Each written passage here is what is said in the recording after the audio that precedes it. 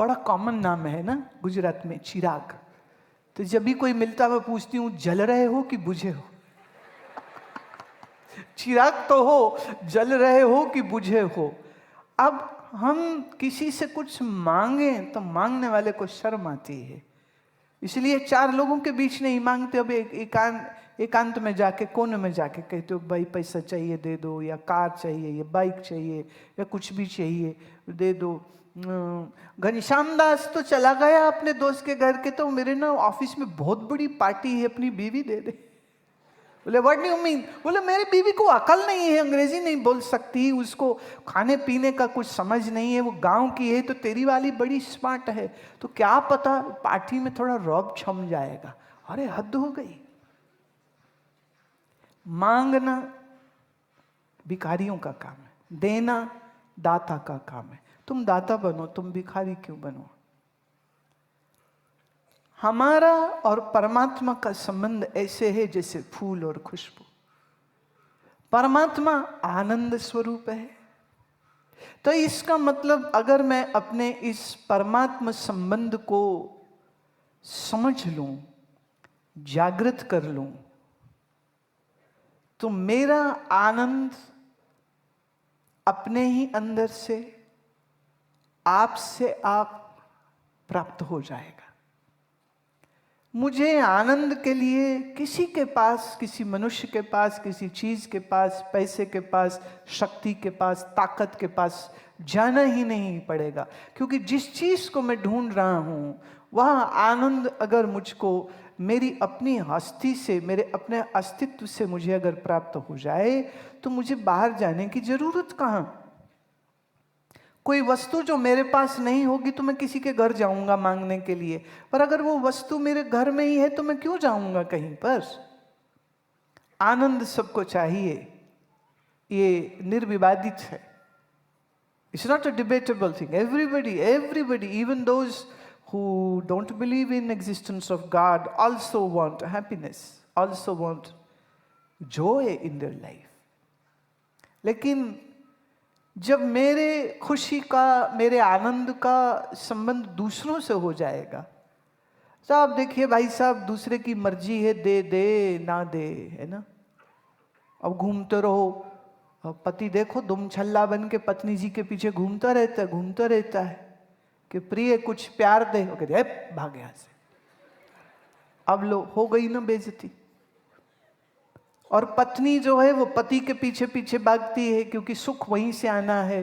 तो वो कहती है, तो वो कहता है ठीक से काम किया कर, खाना नहीं पकाया, घर साफ नहीं है, बच्चे ठीक नहीं, फलानी।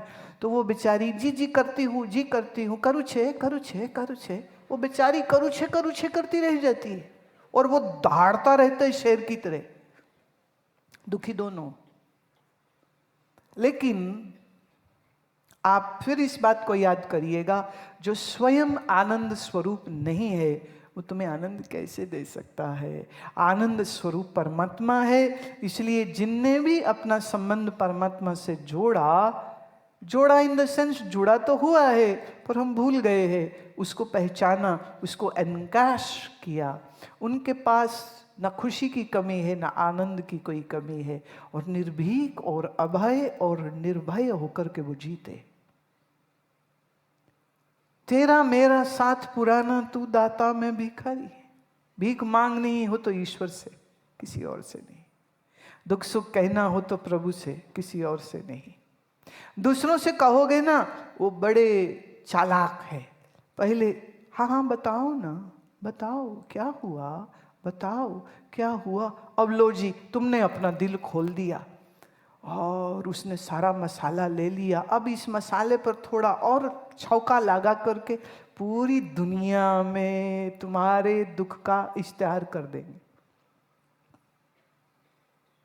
आप अपना समझ के दिल खोले थे, हर वो उसी का अवसर बना करके आपकी बुराई कर देते हैं। इसलिए धोखा कई बार दुश्मन नहीं, अपने ही मित्र दे देते हैं। और एक विचारक ने कहा था कि मैं अपने शत्रुओं से नहीं, मैं अपने मित्रों से ज्यादा सावधान रहता हूं। मैं कैसे विश्वास करूं कि कौन मेरी पीठ में छुरा घोंप देगा। तो दुख हो, सुख हो, परेशानी हो, आ सकती है, मनुष्य है। तब better go to a mahatma and take their advice. उनसे परामर्श लोगे तो अच्छा मिल जाएगा। बड़ी चीज ये भी है, वो आपसे कोई फीस चार्ज नहीं करेगा। कल हम किसी के घर में थे, वो डॉक्टर है, तो मुझे कहते हैं कि बिना एक्सपेक्टेशन के हम दुनिया में कैसे काम कर सकते, पॉसिबल ही नहीं है, और एक्सपेक्टेशन रखेंगे तो दुख होगा। मैंने कहा गलत, बिल्कुल गलत। मैं आपसे बात कर रही हूं, क्या मैंने आपसे कोई फीस ली? मैं हजारों लोगों को मिलती हूं, उनकी बात सुनती हूं, क्या मैं उनसे कोई फीस लेती हूं? और वो मेरे कोई चाचे मौसे बुआ फूफा फुई तो है नहीं, कि कोई रिश्तेदारी तो है नहीं, लेकिन फिर भी मैं उनकी बात सुनती हूँ। एक, उनको ये प्यार और विश्वास है कि मैं उनको सही मार्गदर्शन दूंगी, और दूसरे, मुझे उनसे प्रेम का भाव है, क्योंकि जैसे प्यारे, ये माला में फूल अलग अलग पर धागा एक है, राइट? इस धागे ने सब फूलों को जोड़ के रखा है।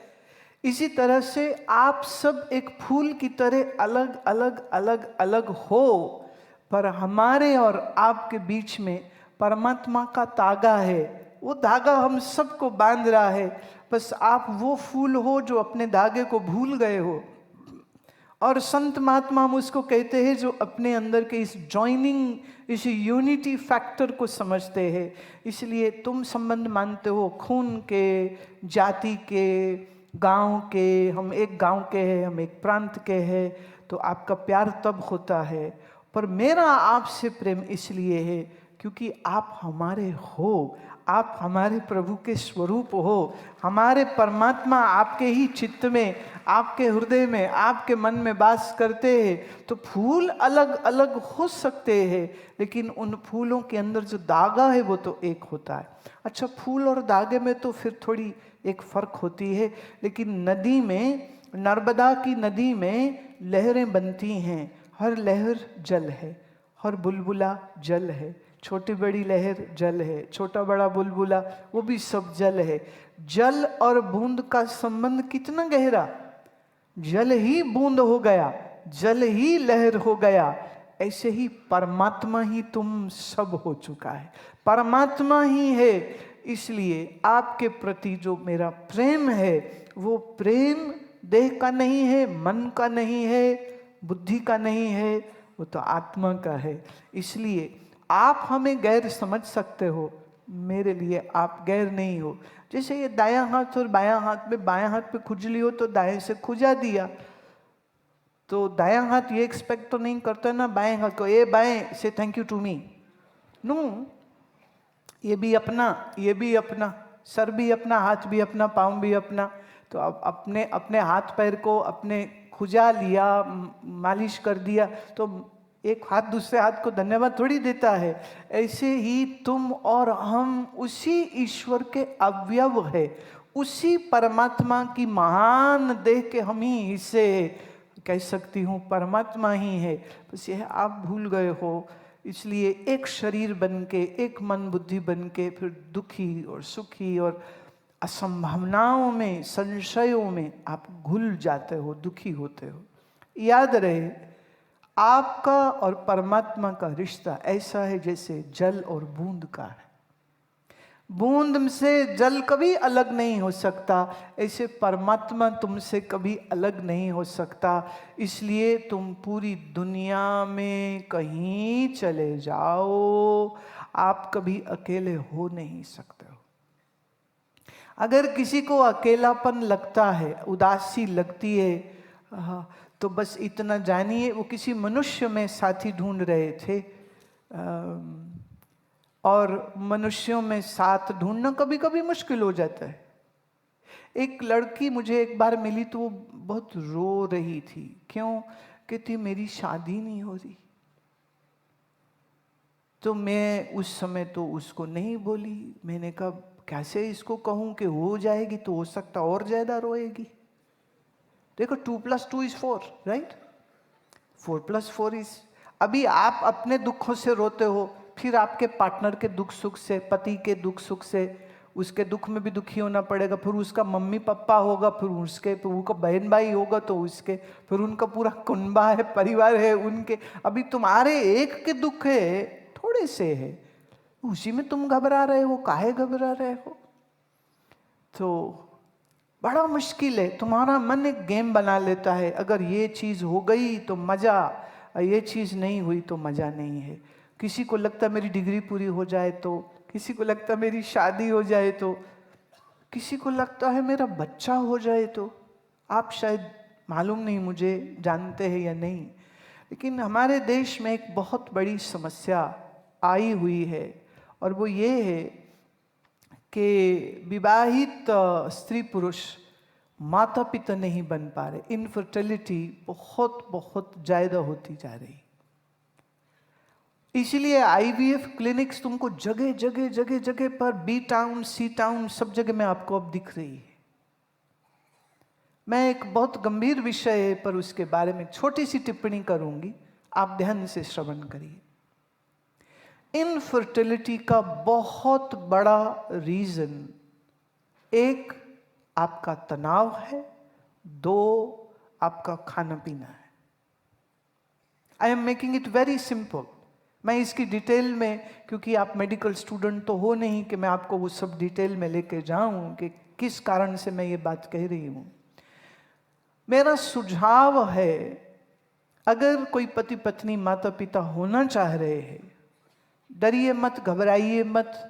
अगर पुरुष के शरीर में अगर शुक्राणुओं की कमी है, या स्त्री का अगर एग फर्टिलाइज नहीं हो पाता है और मिसकैरेजेस हो जाते हैं, आप सिर्फ 2 चीज़ों को चेंज करिए। एक, अपने खाने पीने से वाइट शुगर, मैदा और गेहूं और सीड ऑयल्स।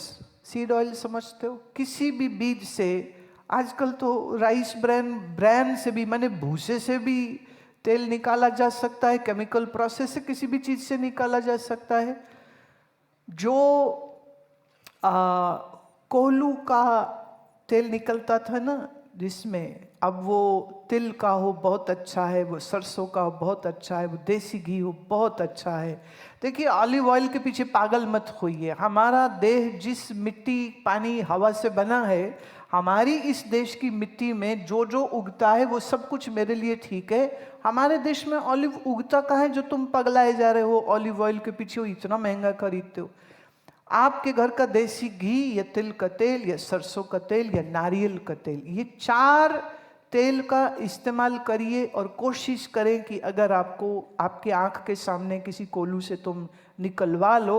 और इस मामले में मुझे अहमदाबाद बड़ा मज़ा आता है। यहाँ जो वो गन्ने का जूस भी निकलता है तो लकड़ी का है जिसमें वो निकालते हैं। और आयुर्वेद ये कहता है कि जो लकड़ी का स्लो प्रोसेस से जो गन्ने का रस निकलता है, उसकी प्रॉपर्टीज इतनी अच्छी हैं कि अगर किसी को लीवर की कोई इशू है, लीवर का बीमारी है कोई, तो उनके लिए ये एक बहुत बड़ी औषधि हो जाती है।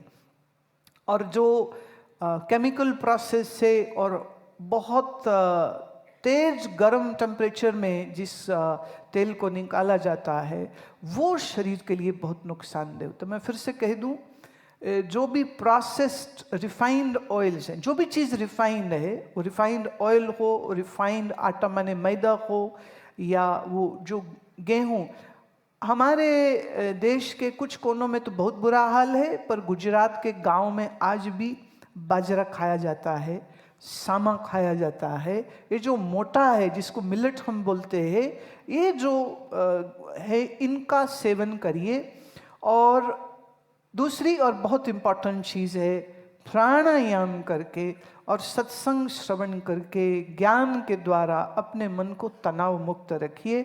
1 साल या 2 साल तक आसन प्राणायाम, आहार की मैनेजमेंट, तनाव रहित होना, ये इनफर्टिलिटी तुम खुद ठीक कर सकते हो। किसी आईवीएफ में जाने की आवश्यकता नहीं है। हमारे आश्रम में ऐसे बहुत सारे लोग आए, महीना 2-3 रहे, पति पत्नी दोनों। आसन प्राणायाम करते, हम ऑर्गेनिक उगाते हैं, मिलेट का उनको खाना देते हैं, और ये पाया कि सक्सेसफुली वो उनका गर्भाधान हो सका और बहुत स्वस्थ बच्चों को उन्होंने जन्म दिया। हम लोग प्रोसेस्ड और रिफाइंड चीज़ों के पीछे इतने पागल हो गए हैं, जीभ का स्वाद सब कुछ हो गया है, हम अपना स्वास्थ्य भूल चुके हैं। इसलिए मोटा अनाज खाना और थोड़ा इस चीज़ का आप ख्याल करेंगे तो ये जो मन की त्रासदी है, दुख होता है, जो पीड़ा होती है, अगर कोई माँ न बन सके या पिता न बन सके, उसको तुम्हें बिल्कुल झेलना नहीं पड़ेगा। Remember this, if you live a yogic lifestyle, diseases will be so far from you as the night is from the sun. जैसे सूर्य से रात दूर होती है, ऐसे ही ये बीमारियां आपके शरीर और मन से दूर रहेंगी अगर आप यौगिक प्रणाली से जीवन को जीते हैं। अपने आयुर्वेद को समझें, योगाभ्यास प्राणायाम को रखें, और सबसे बड़ी और जरूरी बात, आप पूर्ण होते हैं बच्चों से नहीं, पैसे से नहीं, आप पूर्ण होते हैं तब जब आप अपने अंतर उस परमात्मा के साक्षात्कार को कर लेते हैं।